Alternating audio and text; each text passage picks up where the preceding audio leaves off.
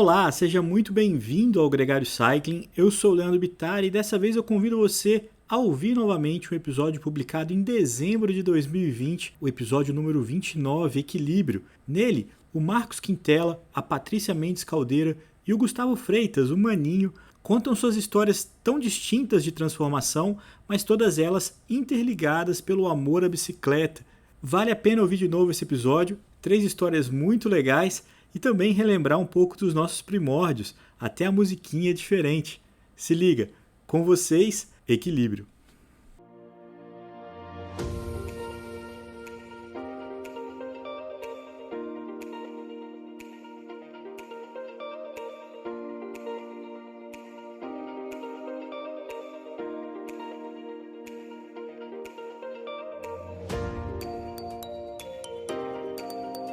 Mudar de vida não é uma tarefa fácil. Se livrar da rotina viciada também não. Depende muito da força de vontade e de um novo amor. É nessa hora que a bike se torna a cúmplice ideal para essa transformação. No programa dessa semana, histórias de busca do equilíbrio muito além das duas rodas. Pessoas que se reinventaram com a experiência de pedalar. Ídolo adolescente nos anos 80 e 90 com o grupo Dominó, Marcos Quintela ouviu um chamado médico para mudar de vida, antes que ela se encerrasse precocemente. Agora, apaixonado pelo ciclismo, ele está confiante de ter encontrado o equilíbrio e está animado com as possibilidades do mundo duas rodas. Marcos Quintela, é um prazer ter você aqui com a gente no Gregário Cycling. Prazer é todo meu, Leandro, Álvaro. E quem diria, né? Um dia, falando com o pessoal do Gregário, já pude imaginar em outros lugares, mas no Gregário, olha, realmente é motivo de muito orgulho. Obrigado pelo convite. E, Quintela, acho que um registro importante da gente abrir é que eu não sei se a Gregário teria existido, a gente completado 6 meses, se quando teve o Giro Podcast que eu fui convidado, e eu te convidei, e você teve coragem de dar play num podcast de 1 hora, e virou para você, Álvaro, você tem que fazer uma coisa com isso, porque é bacana o que você tem a falar. E aquela semente foi fundamental para eu caminhar e chegar hoje. Então eu queria te agradecer e publicamente reconhecer. Obrigado e registrado na história. Registradíssimo, e eu que agradeço, porque você, além de outras jornadas que tivemos juntos aí na nossa vida publicitária profissional, você também foi o cara que me incentivou e que mostrou esse caminho da bicicleta e acabou me vendendo a primeira bicicleta que eu tive, que era uma Specialized e uma S-Works também, e é ali que eu comecei a dar minhas primeiras pedaladas. Aí dei uma parada, não continuei, mas depois a coisa evoluiu naturalmente. Eu que agradeço. Pois é, eu acho que é um orgulho mútuo. Agora, Marcos, você teve uma carreira como artista, né, e que você viajava muito, fazia shows, ainda no começo, no meio da adolescência, e ocupou seu espaço no show business da América Latina e mundial. Eu acho que você busca referência, sempre aparece você. Tinha algum tipo de condicionamento que você fazia e que vocês faziam para conseguir ter aquela quantidade de performance, e às vezes tinha mais de um show por noite, viajar para cima e para baixo e voltar? Como é que vocês cuidavam do lado físico? Isso aconteceu em 84, né, quando eu tinha 13 anos. No mesmo ano de 84, veio ao Brasil, estourou no mundo um grupo de Porto Rico, chamado Grupo Menudo. Eram 5 adolescentes, todos de Porto Rico, entre eles o Rick Martin, que depois veio a se tornar um grande sucesso na Broadway e até na América Latina. E o Augusto Liberato, o Gugu Liberato, ele decidiu fazer um Menudo brasileiro. Foi então como no final de 84 ele criou um grupo chamado Grupo Dominó. E nós éramos 4 adolescentes, eu era o mais novo, eu tinha 13, os outros adolescentes tinham 14 anos, e nós formamos um grupo musical que cantávamos e dançávamos. Nós ficamos mais de 10 anos juntos, né? Então foi de 85 a 95.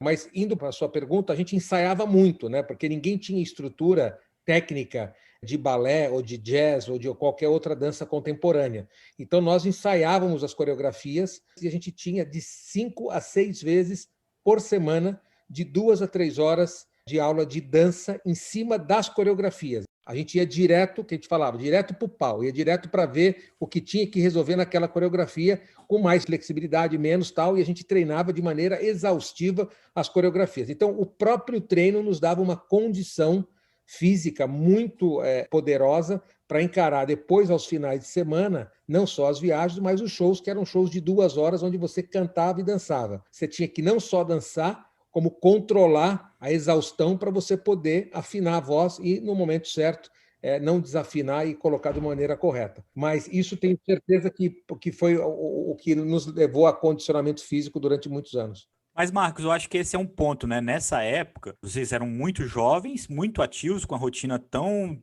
empenhativa, né, para fazer as performances, para os shows e tudo mais. Então, parecia tudo muito fácil, né, do ponto de vista de manter a boa forma, de manter o cuidado com o corpo ali, estava tudo muito fácil. E depois, como é que foi ter a vaidade, né, que com certeza vocês tinham, e já num ritmo que não era tão intenso assim de atividade física e de performance de banda? Aí a vida como ela é, né? A vida segue, você vai ganhando não só outros compromissos profissionais, como as prioridades mudam na nossa vida, né?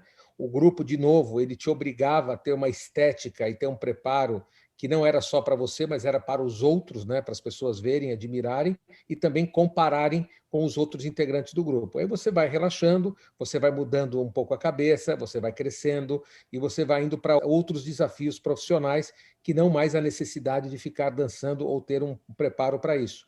E foi aí, muito próximo daí, que eu comecei, me tornei empresário, porque eu vivia nesse mundo artístico, eu gostava do business desse mundo artístico, me encantava entender como uma rádio ganhava dinheiro, como uma indústria do disco, fonográfica, ganhava dinheiro, como o evento ganhava dinheiro. Então, eu sempre fui um cara muito comerciante, até vindo do meu pai e da minha mãe, que são imigrantes portugueses, que tem essa coisa do comércio na veia. E aí me tornei empresário da apresentadora Eliana, essa Eliana que hoje apresenta há muitos anos um programa de domingo no SBT. Nós começamos juntos, ela como artista, como apresentadora, como comunicadora, e eu me tornei sócio empresário dela. E aí que as coisas começaram a deslanchar no lado profissional, indo para realmente um businessman, mas do lado, em termos de evolução de físico e condicionamento físico, fomos deixando para o lado. Então, eu fui pegando peso, fui me alimentando mal, casei, aí família, filhos, eu tenho 3 filhos, e a coisa foi perdendo.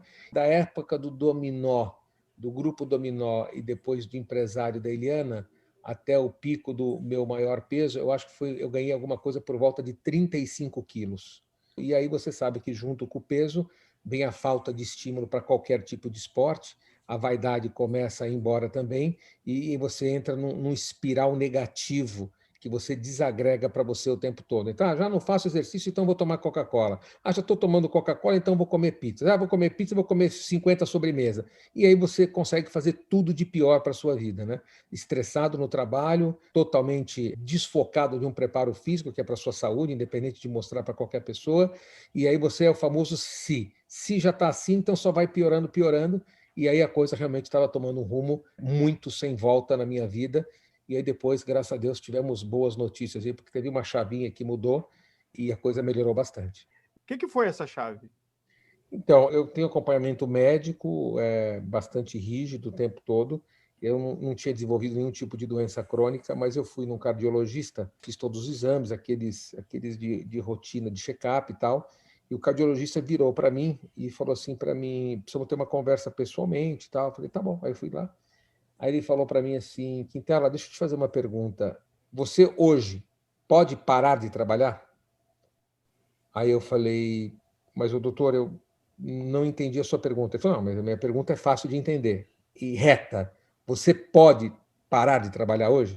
Eu falei, olha, se o senhor está falando financeiramente, eu acho que não, mas dependendo dessa demanda ou dessa necessidade, o senhor está perguntando isso com um monte de exame meu na sua mão. Então, essa coisa não está muito equilibrada. O senhor está sabendo mais coisa do que eu.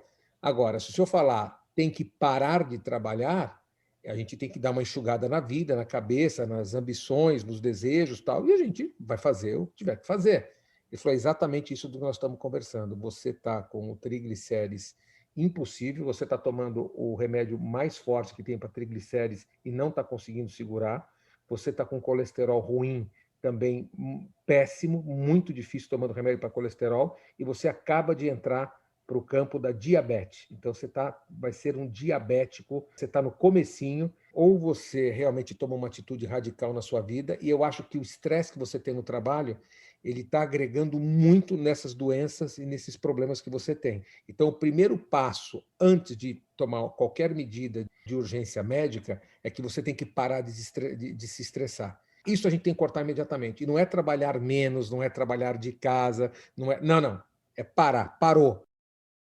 E eu vou dizer o que vai acontecer. Se você não parar, eu não sei quanto tempo você dura. Você está uma bomba relógio. Então, já que você não tem pensado em você esses últimos anos, que você pense então na sua filha, que você pense nos seus 2 filhos, na sua mulher, no seu pai que tem 80 anos, na sua mãe que tem 75, porque eu acho que a convivência com eles vai ser muito diferente do que você possa imaginar em relação a tempo.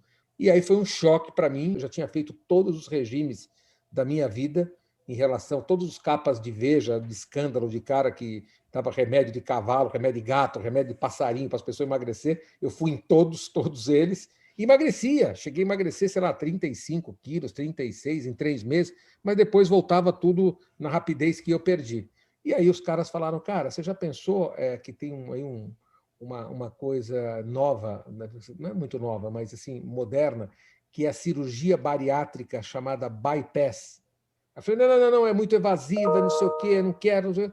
Aí comecei a conversar com várias pessoas sobre isso. Conheci um médico espetacular chamado Dr. Nestor Bertin, um especialista em bariátricas com mais de 6.500 cirurgias nas costas bariátricas de todos os tipos. E aí fiz todos os exames, conversei com ele, conversei com a minha família. É uma cirurgia com risco de cirurgia, né? Anestesia geral, tem que entubar, tudo direitinho.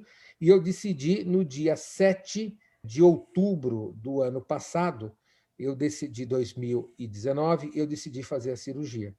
E esse médico, que é o Nestor Bertin, falou para mim, a cirurgia bariátrica, nessa, no seu caso, ela é simplesmente o começo de alguma coisa, não é o fim. Não é fez a cirurgia, acabou, estoura rojão, acabou, consegui. Não, você não conseguiu nada. Você só está começando. Isso é só um empurrão para você começar uma vida nova de consciência corporal, consciência emocional em relação à alimentação e, principalmente, a questão da possibilidade de você se sentir bem para fazer exercício. E hoje eu já estou com 1 ano e 2 meses e 40 quilos a menos do dia da cirurgia. Me sinto muito forte, muito forte. Obviamente que eu sou um amador na bicicleta, amador em todos os sentidos. Estou amando a bicicleta e amador também em termos de competir. A competição não é com ninguém, ou com o tempo, ou com o Garmin. A competição é comigo. Eu sei do meu filme. Eu sei o que eu era e o que eu estou sendo agora. Então, sim, estou muito feliz. Na quarentena agora, dessa questão do Covid-19, eu fui para o interior no dia 10 de março, fiquei por lá por 6 meses. E em julho, eu tive o Covid junto com a minha esposa. E mesmo com o Covid, eu pedalei todos os dias de Covid, todos. Eu, com orientação médica do meu médico clínico geral, ele falou, Quintela, você não vai fazer nada a mais, você pode fazer a menos, mas você continua pedalando, né? A expressão de vocês ciclistas, penteando o pedal, e você vai fazer sua voltinha de 1 hora e meia, tal. Se sentir falta de ar, você me liga na hora. Se você sentir alguma coisa, me liga. E era impressionante. Eu com o Covid PCR positivo, o primeiro dia, o segundo dia, tem um mito aí do 4º, 5º dia, que é o mais delicado do Covid, não sei o quê. Eu passando, pedalando, e eu ligava para o meu médico e falei assim, doutor Dino, é o doutor Dino Altman, né, que é o médico da Fórmula 1 e tal. Falei, doutor Dino, está acontecendo uma coisa. Falei, o que foi? Falta de ar? Eu falei, não, eu estou me sentindo melhor a cada dia. Eu falei, porra, mas eu, obviamente, não cruzava com ninguém, saía de casa às 6 horas da manhã, 6h15. Quando era 7h15, eu estava de volta. Eu não cruzava nem com carro, nem com pessoa. E aí eu pedalei todos os dias levezinho e tal, aí cumpri meus 14 dias. Quando eu saí da quarentena, eu saí muito forte, muito animado, porque eu estava muito preparado para a vida.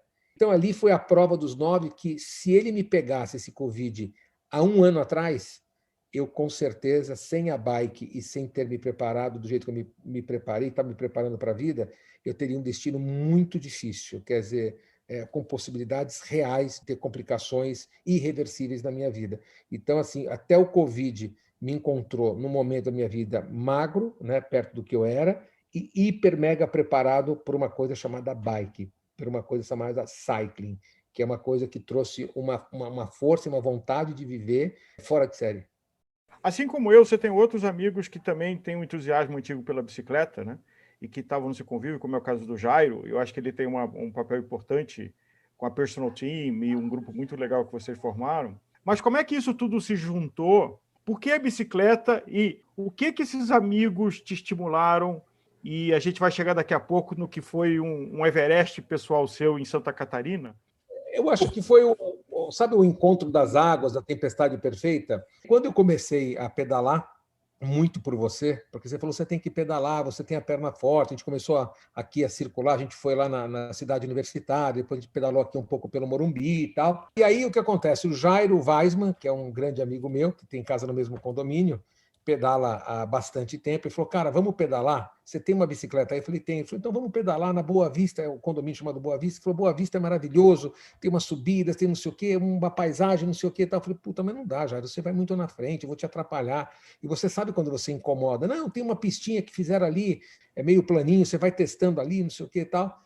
Eu falei, tá bom, vamos nessa tal. Aí comecei a pedalar, ele começou a me dar uma dica, começou a falar, olha, cola na minha roda, como é que eu colava na roda dele, e aí a cadência, que eu estava girando muito e não podia girar muito, aí o volantinho, o volantão, esse monte de nome que eu falava, meu Deus, a minha sensação é de tomar água de um hidrante, que é muita informação, minha boca é pequenininha, então eu fico espalhando, sai mais do que entra, né?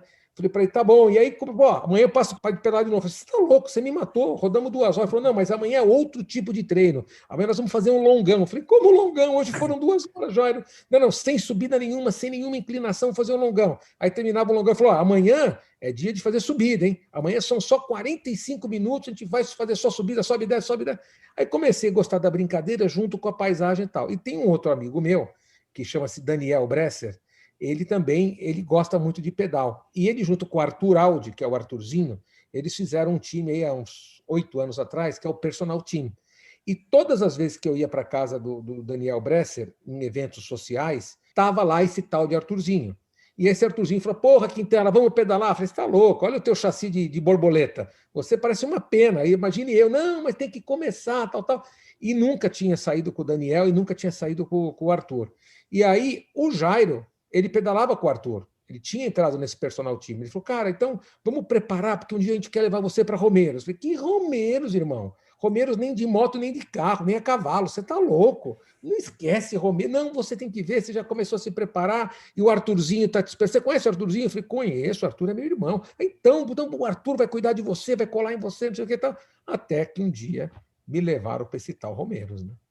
Aí me levaram para esse tal Romeiros, e eu, obviamente, desesperado, que eu falei, que diabo que esses caras fazem aqui em Romeiros?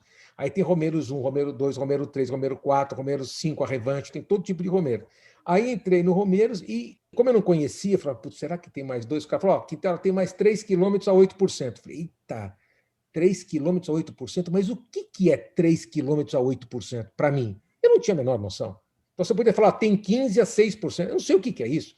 Então eu precisava sentir e provar. E aí eu sempre cauteloso, quando eu terminava, que os caras falavam, terminou a subida, eu falava assim, olha só, sobrou. Isso me dá um conforto da responsabilidade, que não vai disparar meu coração, que eu não vou travar a perna, que eu não vou ter, eu como muita banana desde sempre, então eu não vou ter cãibra, não sei o quê. E eu, na Serra do Rastro, eu vi um povo assim, forte e um povo ficando, né? Seja pela lombar, seja pela cervical, seja pelo cãibra, seja pelo calor subindo, que aquilo vira um inferno. Na hora que depois você passa, aí tem aquele tal do Morro da Igreja, que você fala, Jesus amado, quem foi que desenhou essa subida? Devia ser preso, essa que é a verdade, não sei o que tal. Eu reclamo o tempo todo, mas eu, com a minha consciência, eu sei que eu estou indo, e estou indo bem, tal, e eu continuo, mas nenhuma expectativa de melhorar muito além do que eu já estou. E falando de paisagem, Santa Catarina, Rio do Rastro e Morro da Igreja é um dos lugares assim deslumbrantes do mundo, não é só do Brasil. Né? É Você chegar naquele topo e olhar ali para baixo, ali naquele mirante, é assim de tirar o fôlego mesmo. É maravilhoso. E assim, de novo, um pouquinho de coragem e um pouquinho de responsabilidade. Irresponsabilidade, por quê? Porque eu não tinha noção do que era esse Morro da Igreja, eu não tinha noção que é essa Serra do Rio do Rastro. E os caras pedalam há 10, 15, 20 anos, tal. Os caras têm técnica de respiração para eles, os caras, não, tem os veteranos que estão nessa turma do Arthur Aldi e tal. E aí, assim, todo mundo muito colaborativo, todo mundo, sabe, ninguém solta a mão de ninguém, entendeu? Cara, vai no seu ritmo, como é que tá? Aí o Arthur coloca 3 ou 4 profissionais que eles vão colando em você e pede como é que está a sua frequência cardíaca, como é que está o teu power do pedal, não sei o quê. Então, tira um pouquinho, coloca. Quer abastecer, quer trocar água, quer não sei. Então, tem um suporte, uma estrutura que te deixa ainda mais confortável, mais responsável pelo que vem a seguir. E eu gostei muito. Mas é isso que você falou. O que me alimentava no Rio do Rastro, ou no Morro da Igreja, era aquele visual deslumbrante, né? Eu conheço alguns países e não perde para nenhum país que eu conheci até hoje. E estava num dia maravilhoso, estava meio friozinho, mas o céu azul, tudo limpo, sem névoa, enfim, estava uma coisa deslumbrante. Aí nas suas paradas para o almoço, para o jantar, a turma, uma coisa meio suíça, uma coisa com fondue, com vinho. Olha, realmente foi uma experiência fantástica que próximo aos 50 anos, eu pensei que eu não pudesse viver isso, ainda mais dentro do Brasil. O Quintela, o arranjo desse programa aqui é sobre como a bike mudou a vida das pessoas. E você contou isso aqui, deixando isso muito bem claro. Mas eu queria te fazer essa pergunta. Como que a bike mudou a sua vida? A bike trouxe um frescor novo para a minha vida. E quando eu falo frescor, nós estamos falando de verdade de vento, o vento no rosto, né? E o vento no rosto misturado com uma paisagem que nem a motocicleta dá, porque na motocicleta você pega uma velocidade muito maior, então alguns detalhes que acabam não sendo detalhes passam desapercebidos, e na bike você consegue girar o suficiente para ver todos os detalhes e andar muito mais rápido que quem vai a pé. A bike foi, sem eu saber, o encontro das coisas que eu mais gosto na vida, que é tentar manter a forma física através das pernas, que é o maior esforço da bike, ter essa coisa da paisagem, que eu estou louco para poder sair do país, para ver lugares que eu não conheço através da bicicleta. E, Leandro, eu realmente não tinha a menor previsão ou a sensibilidade que seria através dela que eu ia olhar o mundo com os olhos diferentes.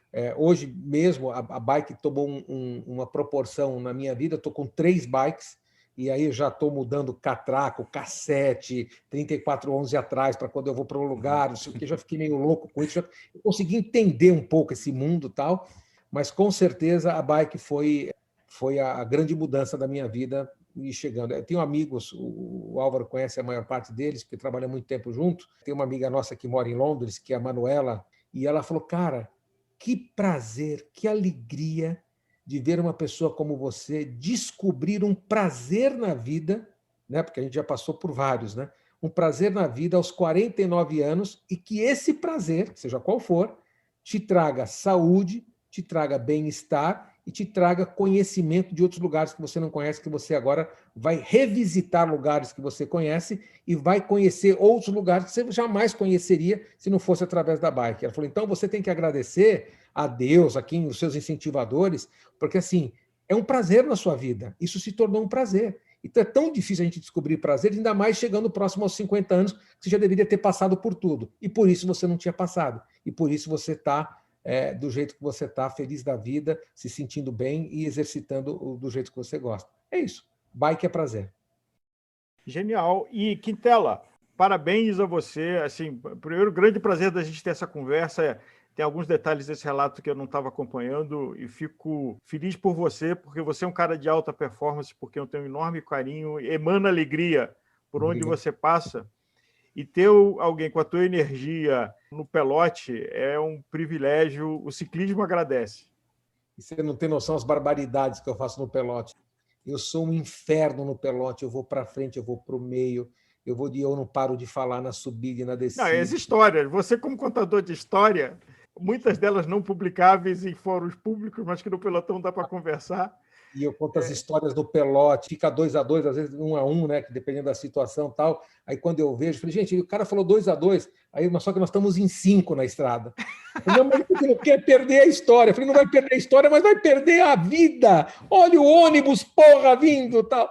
E, então fica muito divertido, o grupo fica feliz, né? Uma atmosfera feliz, que já tem um esforço físico, né? As coisas, os targets você tem que buscar. Então, quando você tem um papo desenvolto, um papo alegre, você deixa a atmosfera de um jeito muito, muito agradável. É isso que eu faço no pelotão onde a gente costuma pedalar aí com o povo. Quintela, eu só posso agradecer a sua participação aqui conosco, uma história rica, engrandecedora e motivante, não só para nós aqui, gregários, mas para todo mundo que está ouvindo, o prazer de pedalar e de mudar de vida pedalando. Acho que você expressou isso muito bem, como poucos. Muito obrigado mesmo. Leandro, obrigado, o prazer é todo meu. Agradeço o Álvaro também, que é um dos grandes incentivadores pela minha saúde, não só pela bicicleta, mas pela minha saúde como num todo. E a bike é um presente divino para mim, que eu tento tratar de uma maneira muito séria e divertida ao mesmo tempo, né? E espero continuar ouvindo o Gregário aí por muito tempo. Já estou ouvindo, né? Tenho ouvido bastante, e participar dessa entrevista me deixa muito honrado, porque de verdade eu sou um iniciante assumido, eu sou um aprendiz, mas sou um iniciante e um aprendiz feliz. Feliz porque eu sei que o melhor está por vir, sempre no meu passinho, devagar e sempre a gente chega lá.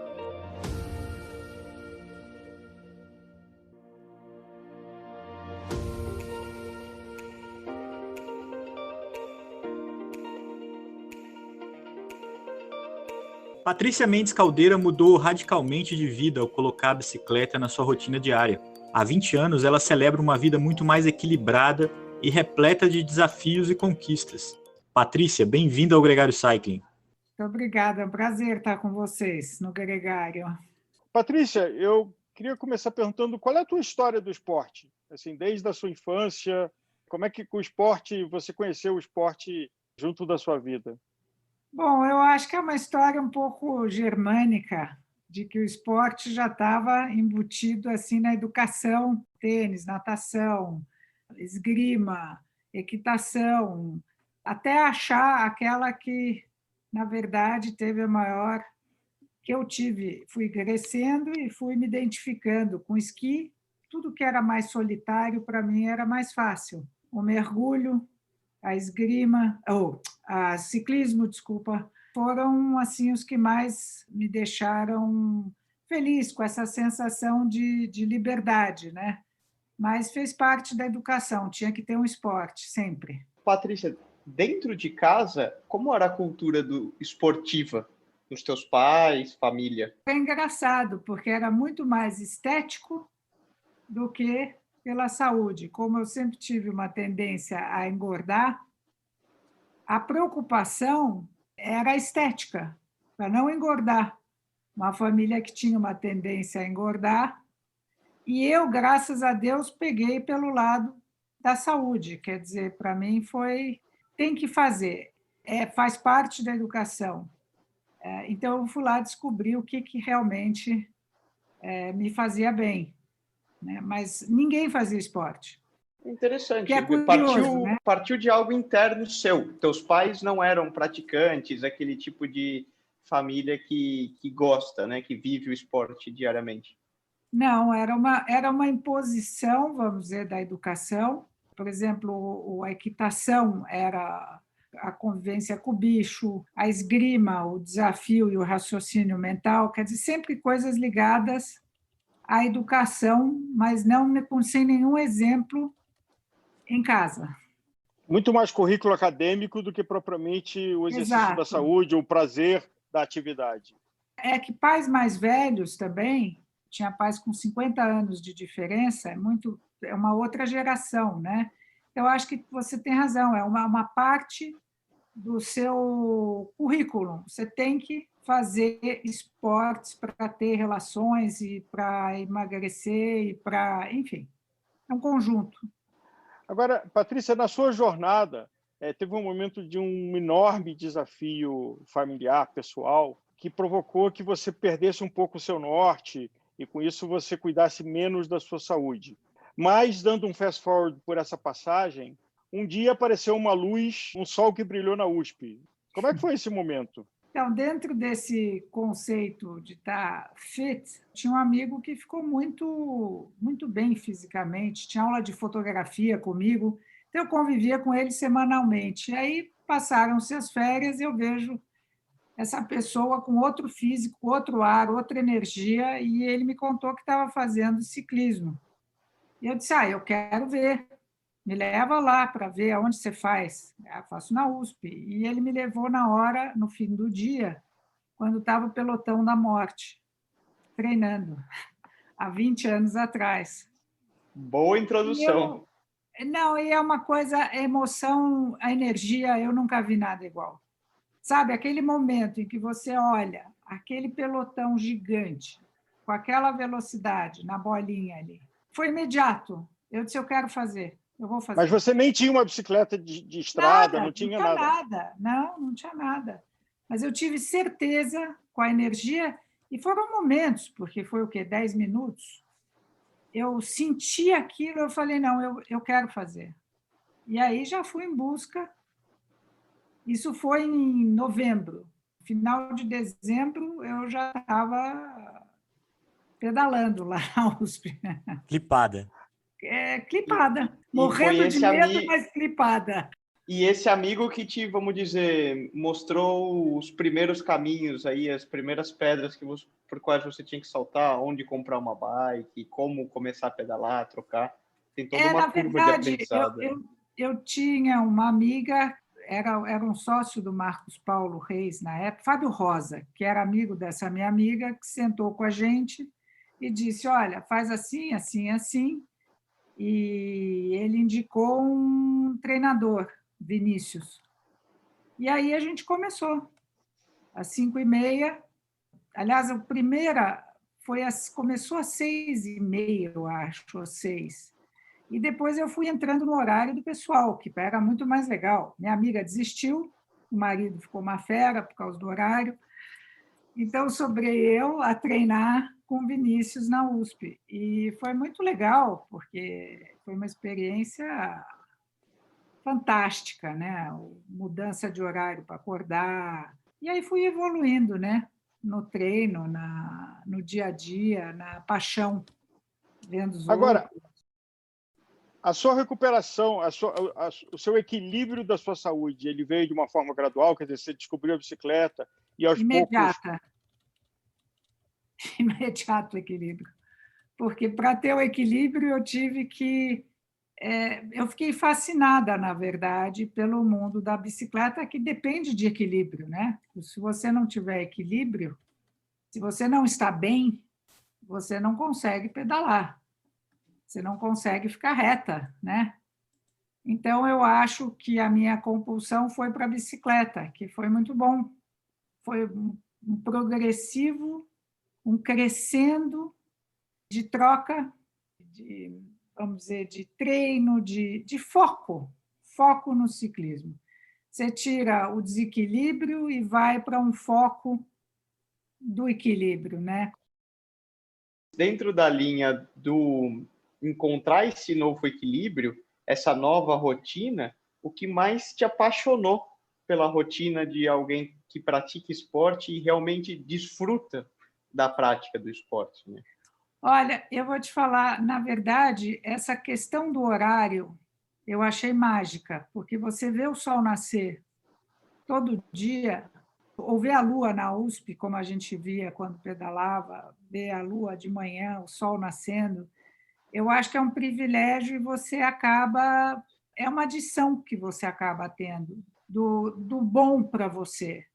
Quer dizer, o sol está aí todo dia, nem todo mundo aproveita o nascer do sol, né?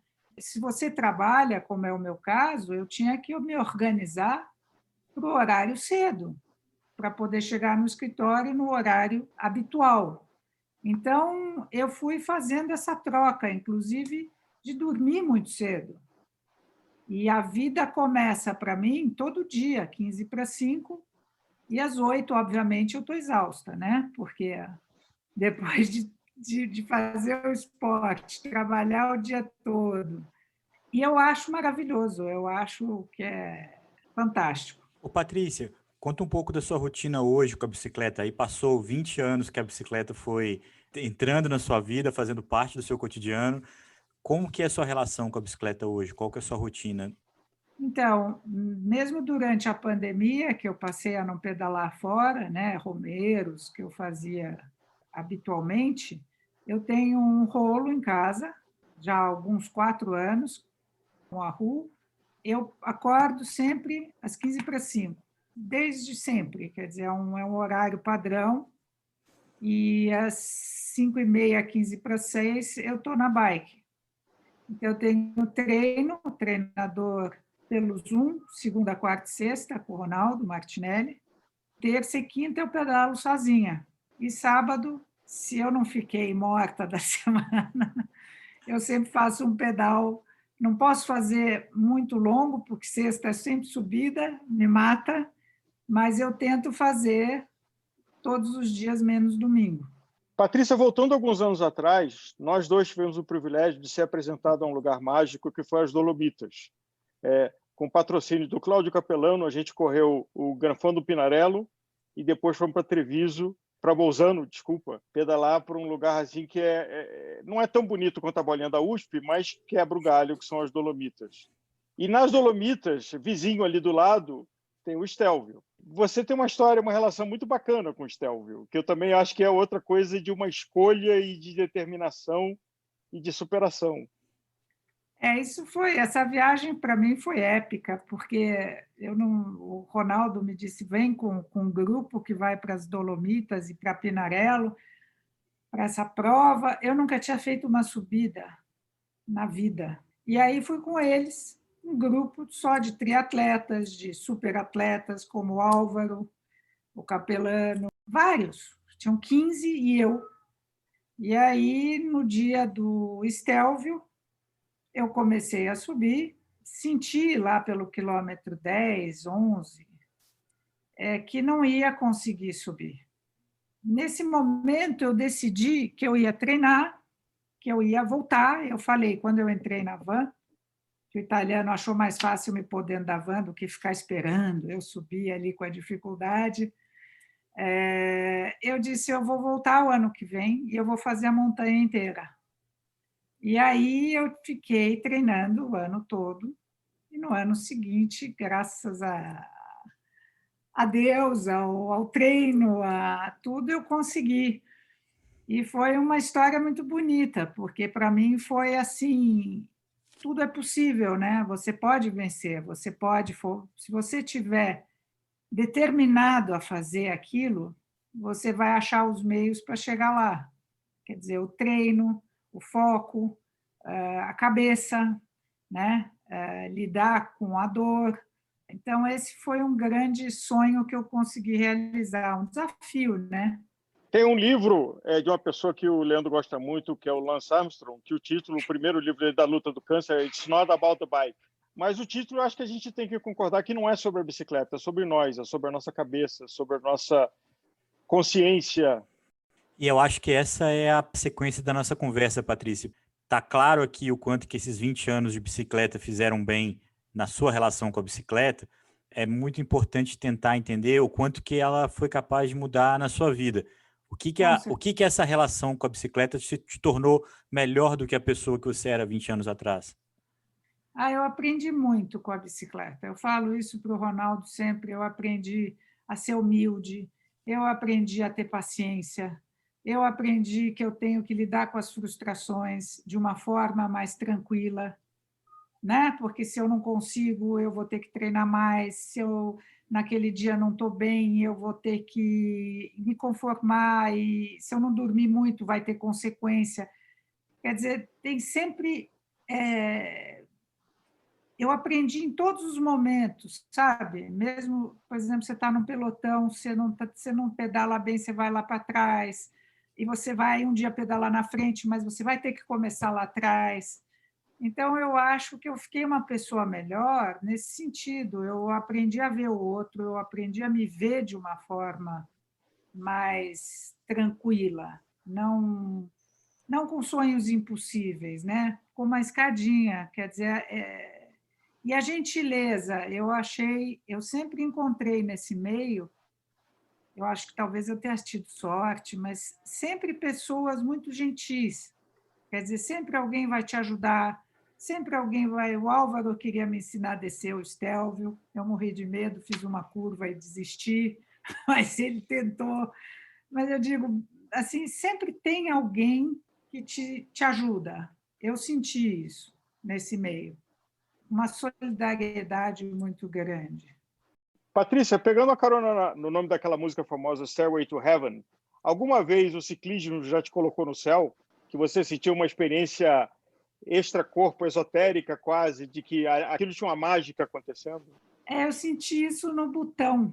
É um lugar tão fora da rota, né, de ciclismo, apesar de que tem muitas montanhas, né? Então, a pessoa até que estava comigo, um local, treinava para uma prova no Butão, que ia ter uma prova de ciclismo, mas assim foi um lugar mágico, porque era mountain bike, nada organizado, nada programado, mas foi essa sensação de que em qualquer lugar que eu tiver, eu posso pegar uma bicicleta e me sentir livre e descobrir as pedrinhas colocadas no meio da estrada, sabe? Como um monumento espiritual. Quer dizer, você tem livre de novo, né? No céu. E o Butão tem uma coisa interessante, né? Porque eles consideram o índice de felicidade, não é só o produto interno bruto, mas é o índice de felicidade bruto, é uma métrica que o governo do Butão se preocupa em propiciar. Agora, Patrícia, dava até para fazer uma letra de música, mas seria de um poeta ruim, como talvez eu fosse, se resolvesse, de que no pelotão da morte você viu a vida sobre rodas e isso te conectou. O que inspiração você daria para quem ainda não enxergou esse pelotão e não enxergou essa luz e está buscando achar um equilíbrio do momento difícil, de más escolhas de qualidade de vida, de saúde? Então, eu acho que sempre quando você está em desequilíbrio, o remédio não é o remédio químico, que pode ser, tem casos que, evidentemente, são necessários, né? Mas eu acho que sempre o físico, você mexer o seu físico numa atividade esportiva, você começa a poder desintoxicar. Você pode desintoxicar geral, né? Quer dizer, eu digo a mente, o físico, você sua, você transpira, você. Eu tento sempre dar esse caminho do esporte, mas as pessoas têm uma tendência a não sair daquele ponto de conforto, né? Principalmente mais velhas. Eu acho que é uma luta, eu tento com pessoas que talvez estejam em desequilíbrio, mas é como um mantra. Você precisa ficar repetindo: olha, o esporte vai te ajudar. Olha, vai para a bicicleta. Olha, eu posso te ajudar com o meu treinador. Você leva. Mas eu acho que as pessoas têm uma. Os mais jovens, eu acho que isso é mais fácil, porque é um esporte, no caso, ciclismo, né? Mas qualquer esporte, esse é o meu mantra, de indicar uma atividade esportiva para quem não está bem. Talvez até quem esteja figurativamente sentado, escondido no fundo de uma caverna, precise essa pessoa ficar em pé e caminhar para a luz. Mas se a pessoa não quiser ficar em pé para caminhar, por mais que você mostre a luz, estimule que lá tem vida, às vezes é uma força sobre-humana que alguns de nós não conseguem. E acho que todos nós já passamos por momentos de escuridão. Tivemos ajuda, mas só quando a gente achou um clique de, não, eu vou ficar em pé e vou caminhar para a luz. Seja qual é o quadro, seja qual for psicológico, químico. Eu te coloco uma coisa, eu acho que, na verdade, eu estava buscando essa luz, e quando eu vejo a energia do pelotão, aí dá uma somada. Você diz, bom, pode ser aqui, né? E aí você vai. Mas precisa ter essa conexão, alguém te levar ou te ajudar, mas você tem que estar com vontade de achar essa luz, né? Como você disse. Ô, Patrícia, eu estou ouvindo você falar e estou com uma coisa na cabeça que me chama muita atenção, porque o Casagrande deu uma declaração agora na morte do Maradona. Os dois tiveram muitos problemas com vícios, né? E ele dizia o quanto que ele se indignava com as pessoas que estavam ao lado do Maradona, que impediam que ele encontrasse um rumo, que ele não recaísse.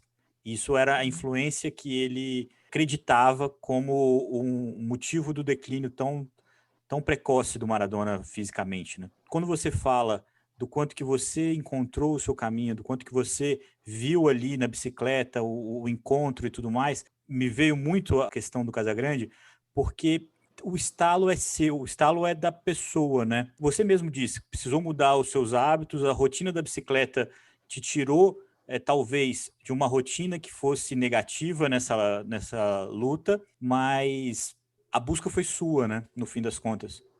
tem um lado, assim, nesse comentário do Casagrande, eu acho que tem um aspecto que é fundamental. Quando você está em desequilíbrio, você normalmente está com pessoas ao seu lado que estão na mesma vibração que você.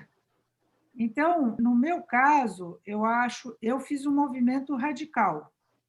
Eu eliminei as pessoas com quem eu me dava e passei a viver uma nova vida.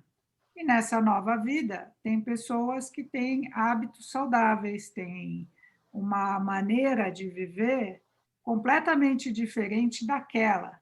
É muito fácil as pessoas dizerem como, imagina, não pode. É que realmente as pessoas não têm a dimensão do que é a força necessária para um equilíbrio. Porque se eu começar a ir em festa todo dia e sair à noite, eu não vou conseguir acordar às 5. Se eu não conseguir acordar às 5, eu vou acordar às 9, às 10. Me desequilibra todo o meu sistema de saúde, porque, na verdade, eu tenho que me pautar qual é o meu maior problema, o desequilíbrio? Ok. Então, vamos pautar a minha vida no equilíbrio. Para ter equilíbrio, eu preciso da saúde. Então, a saúde me impede que eu vá a festas ou que eu vá sair à noite, então eu tenho que fazer uma opção. E é óbvio que se você não for extremamente forte na sua escolha e na sua opção, você vai estar com tentações diárias para voltar ao desequilíbrio.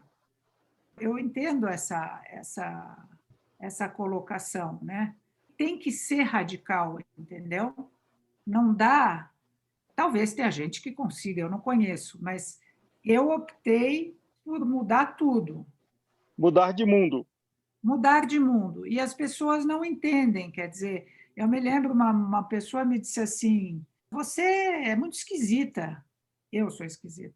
Eu que estou na saúde, no esporte, com gente saudável, eu sou esquisita. Ela que está lá, bebendo, saindo à noite, em vernissagem, e festa, e isso, ela está ok, a esquisita. Eu escuto isso também muitas vezes, Patrícia, no meu lifestyle como atleta profissional. Agora, a coisa que eu sempre me pergunto, ou pergunto às outras pessoas, tá bom, mas você é feliz com a vida que você leva? Você está mais descolado do que eu para fazer a pergunta. Eu ficava quieta, né? Hoje eu vou aprender com você. Vou fazer a pergunta para quem me fizer a observação. Porque é isso, né? É exatamente isso. Quer dizer, se eu estou feliz com o tipo de vida que eu levo já há 20 anos, 20, quer dizer, são 20 anos onde a opção foi feita. Eu estou feliz assim, isso me equilibra. E o outro pode me achar esquisita, não tem problema. Ô, Patrícia, a gente começou o programa com o mote da mudança de vida a partir da bicicleta. Na verdade, no fim das contas, é com a bicicleta. A bicicleta fez parte da sua mudança de vida. Ela não é o agente transformador, ela é a parceira com a qual você conseguiu conquistar essa mudança nesses 20 anos. Somos cúmplices. Eu e a bicicleta. De uma forma mais ampla, né? Não a bicicleta um objeto específico, mas sim o mundo, né? Exato. Né? Porque você sonha, faz parte também. Né? Isso te dá... vive. Você vive. Legal, muito obrigado, viu? Foi um prazer falar com você. Obrigada a vocês, adorei participar do programa. Sou uma privilegiada de estar ao lado de vocês aqui. Obrigada.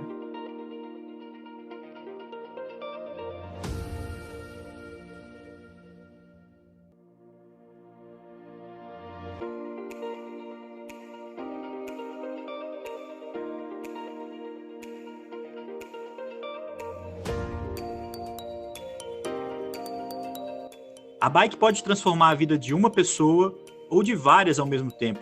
Gustavo Freitas, o Maninho, conversa conosco agora sobre a experiência da equipe de base de Criciúma, por onde passaram milhares de jovens ciclistas, entre eles Henrique Avancini, Rafael Andriato, Vinícius Rangel e o nosso gregário Nicolas Sessler. Maninho, demais ter você aqui com a gente no Gregário Cycling.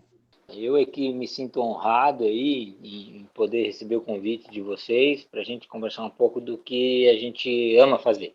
Maninho, eu lembro de conversar com você uns 10 anos atrás, quando a gente, na VO2 ainda, fazia uma matéria sobre como trabalhar para ter um ciclista no Tour de France ou capaz de ganhar um Tour de France, o que a gente tinha que fazer. E eu lembro muito bem das suas histórias com a equipe aí de Santa Catarina, né, de Criciúma, na época, de uma grande formação de ciclistas, e esse era um dos caminhos que a gente enxergava na época. No programa de hoje, a gente não quer falar sobre esses ciclistas que vão para o Tour de France, mas sim dos homens, sim das pessoas que mudaram de vida a partir do ciclismo. Como é que você enxerga a bicicleta como transformação da vida das pessoas? Essa é uma história que realmente, depois de 20 anos, vamos falar sobre um assunto que eu sempre gostei de falar e ele estava meio escondido, assim, né? Porque eu tinha que mostrar o rendimento, né, da equipe e não as pessoas que passavam pela equipe e que elas não se tornavam ciclistas, né? Mas eu sabia o que elas se tornavam. O que é mais importante, se tornar um ciclista ou se tornar um ser humano capaz de se mover sozinho, de se tornar autossuficiente? E isso sempre para mim foi a minha busca, sempre foi fazer com que essa criança que chegava aqui, ela poderia vivenciar uma escola que, na verdade, o ciclismo era só o trampolim do que a gente pretendia fazer. O ciclismo era só o gatilho para ela chegar até nós e nós podemos repassar o conhecimento de uma vida para esse indivíduo. Não só ensinar ele a correr de bicicleta, porque realmente existem vários empecilhos para se chegar no Tour de France. Não é só a formação do atleta, né? Tem toda uma gama de coisas que a gente sabe. Mas para se tornar um ser humano digno, ético, com uma moral e ter valores, ele precisa realmente passar por um lugar que muitas vezes no cotidiano da família, dentro de um pai, de uma mãe que trabalha o dia inteiro, não consegue dar assistência a esse indivíduo.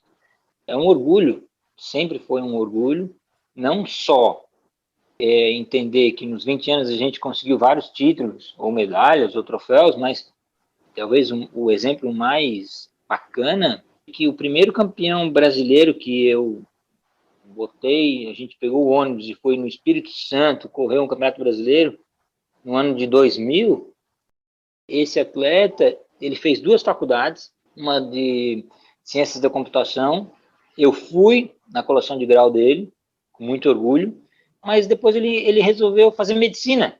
Agora tu presta atenção, ele depois disso ele foi, estudou mais 2 anos, prestou medicina, passou, se formou, eu fui na colação de grau dele de medicina e hoje ele é médico, cara. Então olha o tempo que passou e olha a vida como tudo isso, né, que a gente está falando tem sentido, fez sentido.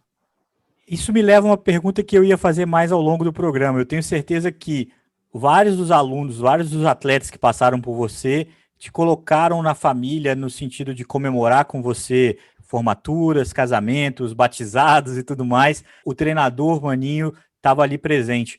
O que eles te dão como feedback? Aonde que você e a equipe ajudaram essas pessoas a se moldarem para que elas constituíssem uma família, para que elas se formassem na faculdade, se tornassem pessoas melhores?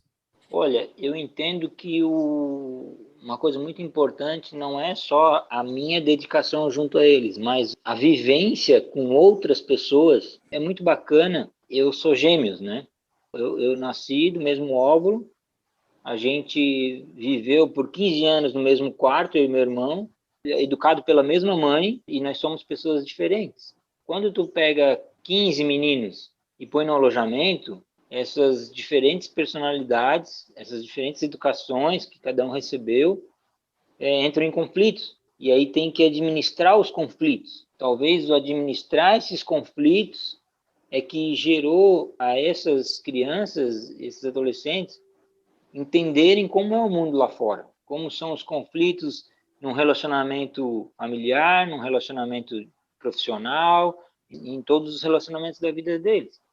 Conviver com diversas personalidades e saber o teu tempo. Cada dia um vai ganhar uma corrida, cada dia um vai trabalhar para o outro. Então, tudo isso vai agregando na construção dessa personalidade. Do amor em comum pela bike, eles aprenderam a dar valor às coisas da vida. Exatamente, cara. Foi ali num treino de 100 e poucos quilômetros que faltou comida para um e o outro tinha dito, você não fez ontem à noite, você tinha que ter feito a comida, não fez. Ele falou, tem que dar comida para um, dar água, e eles vão se interagindo, vão amadurecendo um pouco mais rápido do que o normal. Quebra a cara aqui, quebra a cara ali, de noite deita todo mundo para dormir e todo mundo conversa e explica e conta e meio que joga na cara, né? Aí o cara corre atrás do prejuízo, né?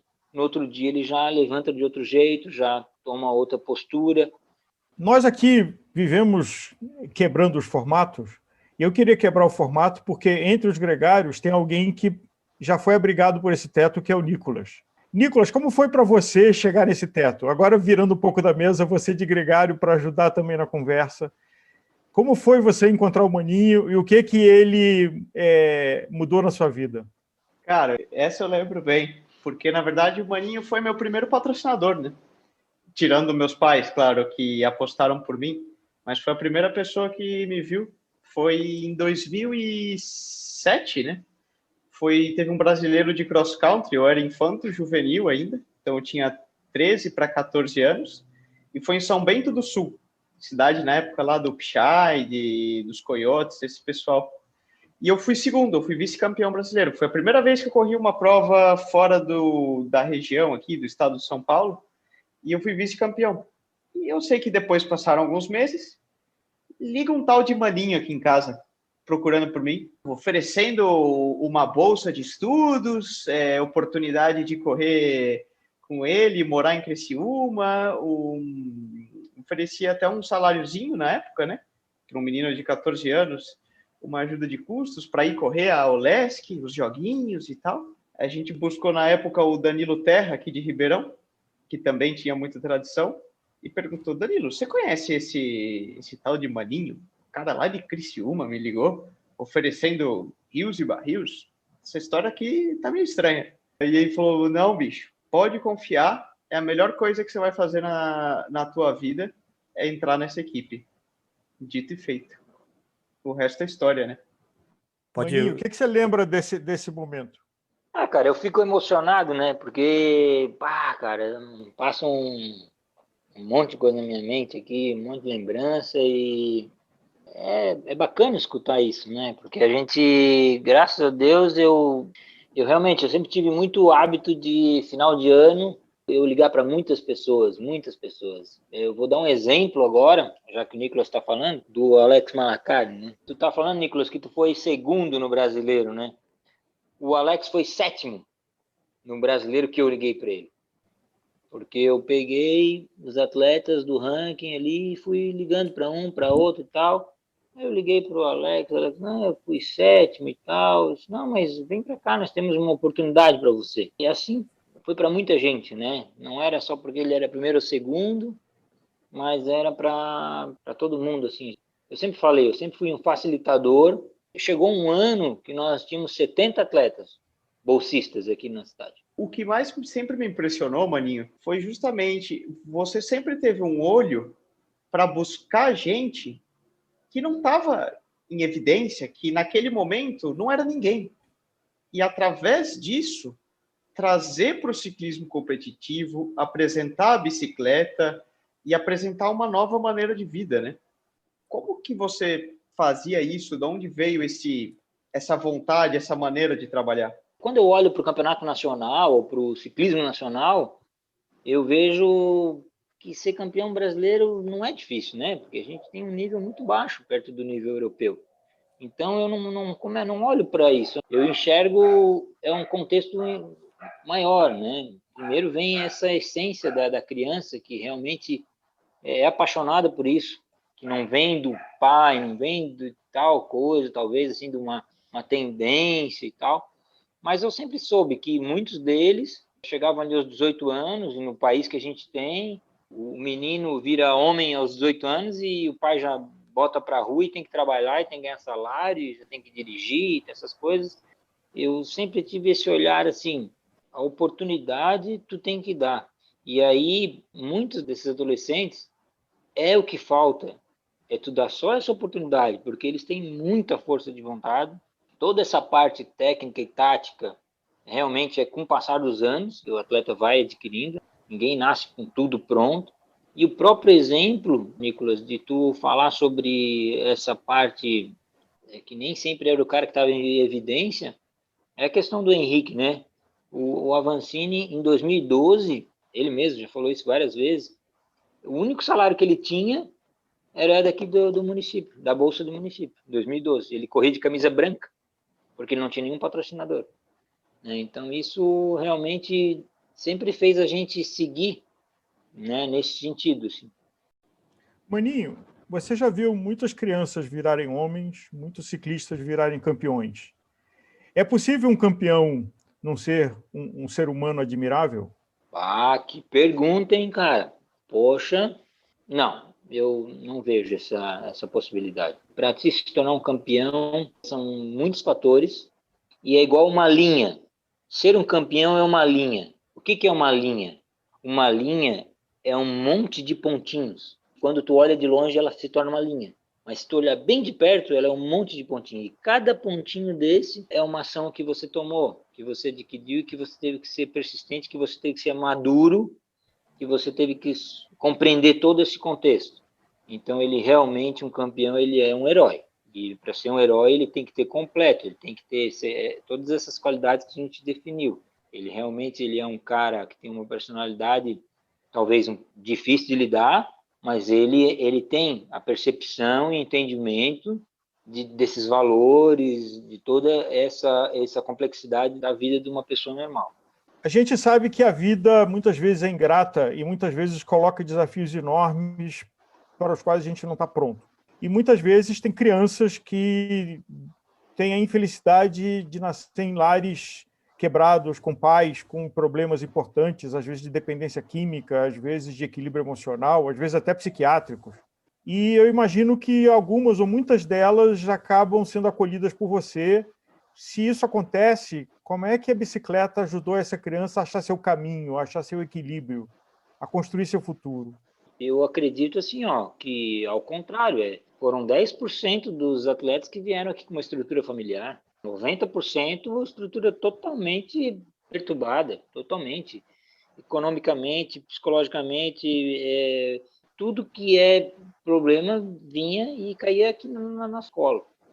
Mas assim, esse era o objetivo, era um dos objetivos, era a gente de olhar para aquilo e tentar transformar. A gente sempre buscou isso. E assim, a gente teve muitos exemplos de meninos que vieram para cá, assim, apenas pela bolsa e vinham sobrevivendo por isso. Com certeza, eu entendo que a vivência dessas crianças aqui, num lar onde a gente prezava por disciplina, por treinamento, por horários, então isso tudo faz com que ela comece a criar objetivos na vida dela, né? Criar objetivos dentro do cérebro dela, criar metodologias, cronogramas, que eu vejo a parte de responsabilidade. Mas sobre a pergunta que é com relação à mudança nisso, a bicicleta ela era só a busca desse menino para chegar aqui, e aqui a gente fazer esse polimento, porque, na verdade, todo adolescente, toda criança também, ninguém vem nesse mundo maldoso, né? Ele chega aqui, ele tem alguns desvios de caráter, vamos dizer assim, de conduta, desvio de conduta, e aqui a criança começa a ter um outro olhar do mundo, porque tinha adolescentes que chegavam aqui que bem perdido, né? Então, a gente conseguia conectar algumas fases desse ciclo, né, da vida, que é a parte emocional, a parte do trabalho, a parte de relação, a parte religiosa, né, vamos dizer assim, espiritual, todos os ciclos da vida para a gente poder explicar sempre expliquei, sempre deixei claro e sempre mostrando as possibilidades, né, do que é esse mundo e o que é viver lá fora, né? Agora, praticamente todos os grandes nomes do ciclismo brasileiro e grandes pessoas, como você falou do caso do médico e N histórias, passaram pelas tuas mãos e cresceram com você, com o projeto. Quando você olha, você vê lá o Henrique, você vê, enfim, aquele cara conquistando o sonho dele, como que você se sente, maninho?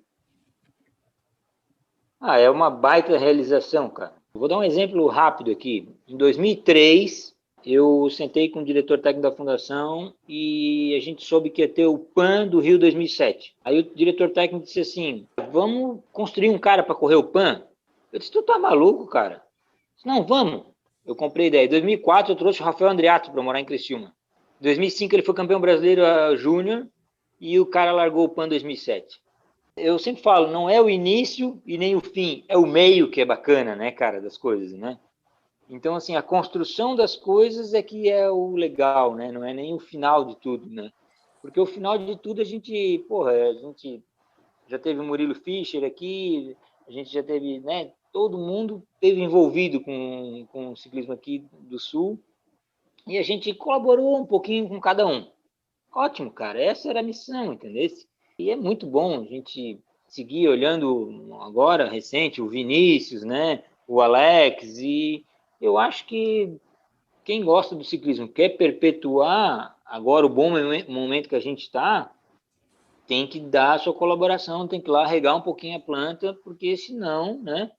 É dessa forma, mas o prazer é muito grande, mas a gente tem esses meninos que tu já comentou, que não foram para o know-how aí, né, do ciclismo, mas eles também têm os seus títulos com as suas famílias, eles também têm seus títulos com as suas conquistas dentro do seu mundo que eles determinaram, e eu participo, cara, desse mundo deles. Quando meu aniversário, milhares me mandam mensagem, quando é Natal, quando é Dia dos Pais, e tudo isso para mim são títulos, entendeu? Nessa história da equipe, quantas pessoas, quantos alunos, atletas passaram por você nesse período? Você tem noção desse número? Eu tenho noção de 700 pessoas moraram comigo. Moraram, habitaram aqui a cidade. Mais de 1.000 atletas a gente se envolveu com relação à federação, né? Nesses 20 anos. E dentro do que é o tema do programa, você acha que quantas delas saíram melhor daí? Saíram com uma experiência de vida melhor para encarar o mundo com ou sem a bicicleta?